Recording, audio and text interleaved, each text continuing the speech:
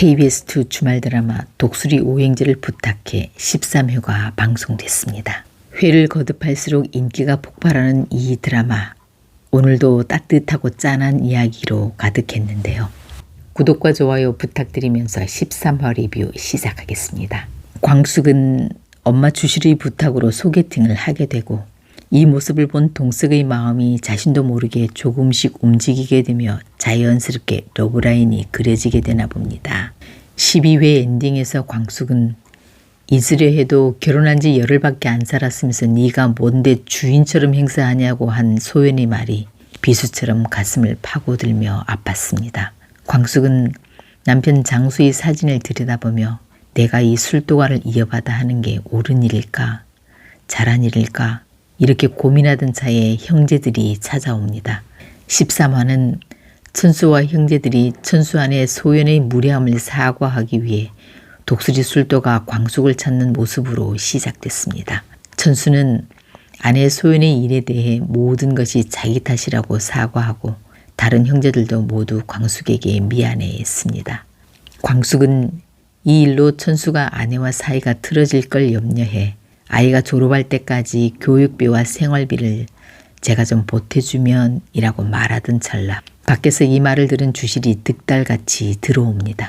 주실은 열흘 만에 과부된 딸의 모습을 보는 것도 가슴이 아픈데, 다 넘어가게 생긴 술도가를 일으켜 놓았더니 시댁가족이 모두 이런 식으로 딸에게 빨대 꽂는 것 같아 억장이 무너집니다. 주실은 딸의 체면이고 뭐고 할 거 없이 할 소리 못할 소리 다 퍼붓고 광숙에 의해 떠밀려 나갑니다. 그 길로 속이 상한 주실은 편의점에 가서 만취 상태가 되도록 술을 마시는데요. 마침 그 자리에서 라면을 먹고 나오던 고자동이 이 모습을 보고 주실을 집까지 업고 옵니다. 이렇게 두 사람의 황혼 로맨스가 시작되나 봅니다. 광숙은 엄마 주실의 부탁으로 소개팅을 하게 되는데요. 처음엔 내키지 않았지만 시동생 강수를 집에 들이는 조건으로 한 약속이 있어 어쩔 수 없이 응하게 됩니다. 그런데 주실이 연속 3주에 걸쳐 3명의 후보를 약속했다고 하자 귀찮았던 광숙은 숙제 해치우듯 바쁘니까 한 달에 3명을 보겠다고 고집을 피워 광숙은 하루에 3명의 남자를 만나게 됩니다. 소개팅 장소는 우연히도 LX 호텔 커피숍. 평소 작업복 차림이던 광숙이 우아한 핑크색 투핏을 입고 등장하는 순간 마침 근처에 있던 동석의 시선이 그녀에게 꽂힙니다. 그런데 광숙이 한 남자와 밝게 웃으며 대화하는 걸 본 동석은 그녀가 무슨 말을 하는지 궁금해 자기도 모르게 귀를 쫑긋 세우는데요. 광숙은 상대가 부담을 느껴 미리 떨어져 나가도록 일부러 빚이 50억이 넘는다며 너스레를 떱니다. 이 모습을 본 동석은 남자를 만나자마자 돈 이야기를 하면서 하하호호 해픈 웃음을 흘리는 거 보니 꽃뱀이 맞는 것 같네. 독구탁의 말이 맞았어 라고 오해를 하게 됩니다. 집에 돌아와서도 동석은 왠지 광숙의 환한 모습과 꽃뱀이란 단어가 머릿속을 맴돌며 질투인지 실망인지 모를 감정이 점점 쌓여갑니다. 한편 지옥부는 흥수를 생각하다 흥수가 자신에게 사랑 고백을 하는 희망사항을 꿈으로 충족해 보는데요. 옥부는 이제 흥수에 대한 생각을 접고 흥수를 마지막으로 찾아갑니다. 그 자리에서 흥수는 옥부는 자신의 이상형이 전혀 아니라고, 더 이상 질척되면 스토커라고 일침을 가하고 돌아섭니다. 다음 회에 결국 옥부는 흥수의 마음이 돌아섰다고 생각하고 김 원장을 찾아가 흥수쌤에게 상처 주지 말라고 부탁하고 돌아서는 것 같은데요.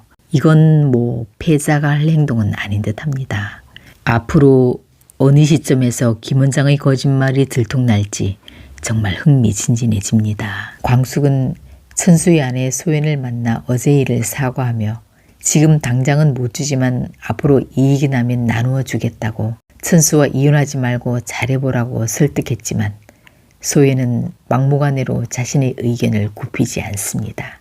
천수는 괴로운 마음에 혼자 술을 마시다 미순의 전화를 받게 되는데요. 미순은 뭔가 눈치챈 듯 붙잡든 매달리든 후회 없이 최선을 다해보라고 조언합니다. 이 말을 들은 천수는 아내의 마음을 읽었지만 그래도 달래고 얼르고 해서 다시 한번 잘해봐야겠다는 생각을 하게 됩니다. 다음에 천수는 용기 내 스킨십까지 시도해보지만 결국 밀어내는 그녀를 보고 이혼을 결심하게 될 듯합니다. 소혜는 아무래도 내연남이 있어 보이는데요. 천수가 미국에 간다고 예정되어 있었음에도 불구하고 아무 말도 없이 불쑥 들어온 건 내연남과 함께 들어온 게 아닌가 짐작됩니다. 보통은 나 언제 들어간다 그러니 오지마 라고 말을 하는 게 상식이죠. 근데 그 말을 하면 혹시라도 천수가 공항에 마중을 나올 것 같고 그럼 자신의 모습이 들킬까봐 아무 말도 하지 않고 들어온 듯 보입니다. 한편 이번 화에서 정말 가슴 두근거리는 장면이 그려졌는데요. 도서관에서 맨 위층에 꽂힌 책을 뽑으려던 세리가 손이 닿지 않자 범수가 대신 책을 뽑아줍니다. 그런데 범수가 책을 뽑기 위해 세리 뒤에 바짝 붙어서자 놀라서 돌아서는 세리의 몸이 거의 밀착된 상태가 됩니다.